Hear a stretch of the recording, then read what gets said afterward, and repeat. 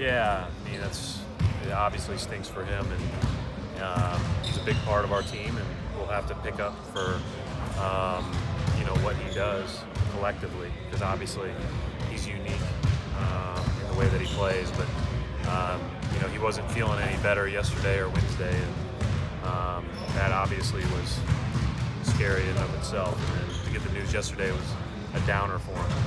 You have had to do this before. I mean, even just last year. How frustrating is that for you? You always play and compete with who's available, and you really don't spend a whole lot of time thinking about from a frustrating standpoint. I mean, I feel for Marcus. We'll have other guys that will have to step up, and it'll be a great opportunity for them to do so. Is familiar territory having last year no Kyrie and no Gordon Hayward? Yeah, I mean, I just think that's part of it.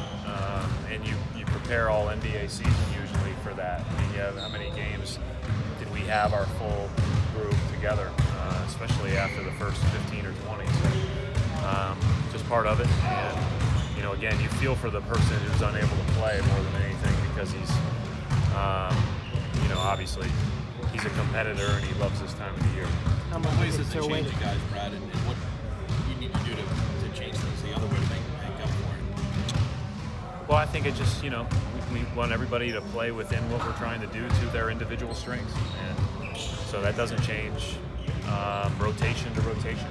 I just think that ultimately whoever's playing together needs to focus on what their jobs are and control what they can control. That's that. Nobody's going to be Marcus Smart. We don't expect anybody to be Marcus Smart. We didn't expect anybody to be Kyrie Irving last year. They just have to do what they do best and focus on what we need to do as a team. How does you think back about the decision to send him back into the game? Send it back in? Yeah. No, because he told our trainers, and our trainers were talking to him the whole huddle, and when he said afterwards, he told me that he didn't really notice it until he bent his knees and got in the stands. So that's when he could feel that it just didn't feel the same. So I have to listen to the training staff and have to listen to our players. And Marcus was the one that gave the thumbs up on that. I guess I could always go back and look and say, would I have played him again? In that game period. But as you look around the league, there's a lot of guys that played in the last 2 games or 3 games, and just freak things that happen. What's the mindset of the team? You guys have had a lot of ups and downs this season. Now, playoff time, a chance to just sort of show why there's all these preseason expectations. Yeah, we don't really care about the ups and downs this season. That's over. Can we be at our very best? As Coach Belichick says, when your best is needed, right? Our best is needed now, and we just have to prepare to play against a really good team. There will be ups and downs. We're going to lose a game. Things are not going to go well within games, and it's how you respond, it's how you stay in the moment in the playoffs, and how you tweak, but maintain that competitive spirit that you need to have a chance to win. I know your second unit has really come together, and you've got to make a decision about who to start with. What is that deliberation?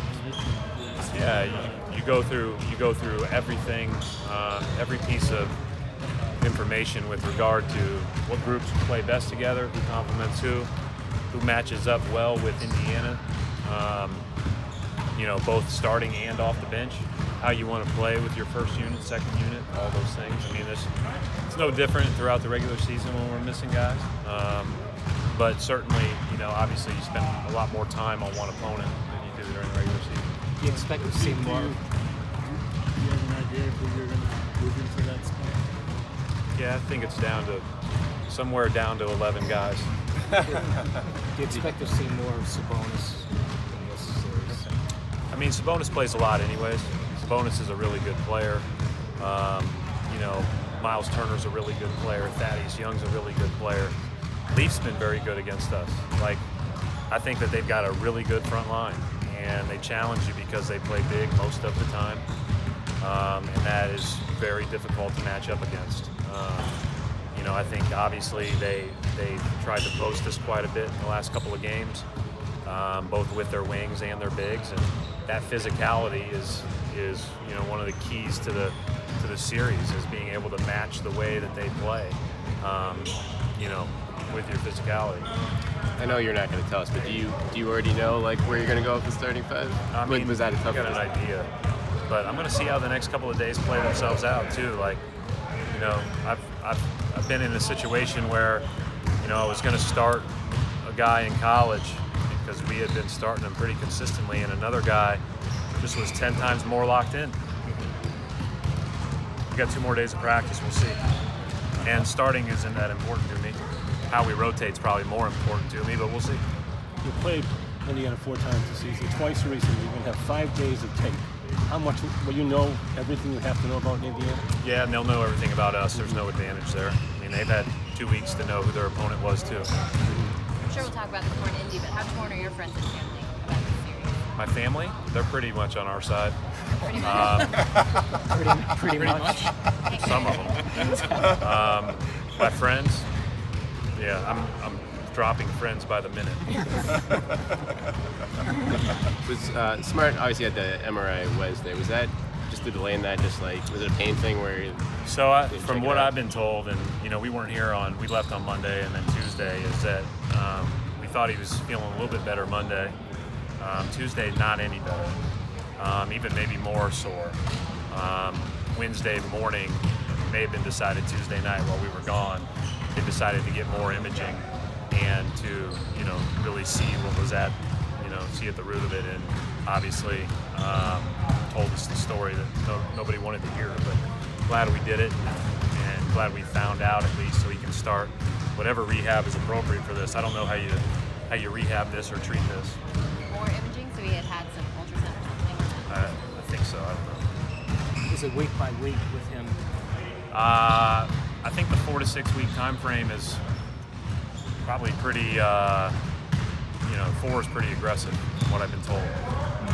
So we'll see, but we'll see what happens. When you got the call, or Danny told you that Marcus was out 4 to 6 weeks, I knew you saw it, feel bad for him. What was your initial reaction though? Yeah, Doc Shenna called me and told me that late last night. You're just used to kind of hitting curveballs from the job standpoint, but you just feel bad for him. Like, that's it. That's you feel bad for him, and it's a great opportunity for somebody else or any group of guys. But I think certainly, you always want to go in with a full deck into the playoffs, and you feel bad for the guys that don't have a chance to.